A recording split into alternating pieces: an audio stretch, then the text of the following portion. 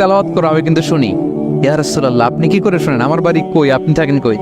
বলছে, গত রাতে তুমি সূরা কাহাফ তেলাওয়াত করছো না? বলছে, জি করছি তো। আপনি কিভাবে শুনলেন? বলতেছে, তোমার ঘরের পাশ দিয়ে যাচ্ছিলাম, এত সুন্দর করে তুমি তেলাওয়াত করতেছো আবু মুসা। লাকাদ উতিতা মিজমারান মিন মাযামিরি আলি দাউদ। আল্লাহ তাআলা দাউদ আলাইহিস সালামের গলায় যে সুরের ঝংকার দিয়েছেন, আমার সাহাবীদের মধ্যে আল্লাহ তোমার গলায় ওই সুরের ঝংকার ঢুকাইয়ে দিয়েছে। বলেন, বিশ্বনবীর কাছ থেকে যখন উনি এটা শুনছেন, ওনার কেমন লাগছিল? হ্যাঁ, how does he feel that time? মানে ফিলিংসটা কেমন লাগছে?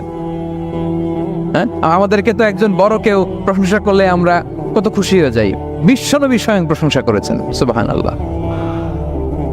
দেখেন প্রিয় ভাইরা, বিশ্বনবী সাল্লাল্লাহু আলাইহি ওয়াসাল্লাম শুধু মুমিনদেরকে, মুসলিমদেরকে যদি এটা করতেন তাহলে একটা কথা ছিল, আমরা তো আমার দলের বাইরে কেউ ভালো কিছু করলে বলি না। বিশ্বনবী সাল্লাল্লাহু আলাইহি ওয়াসাল্লাম ইহুদির প্রশংসা করেছেন।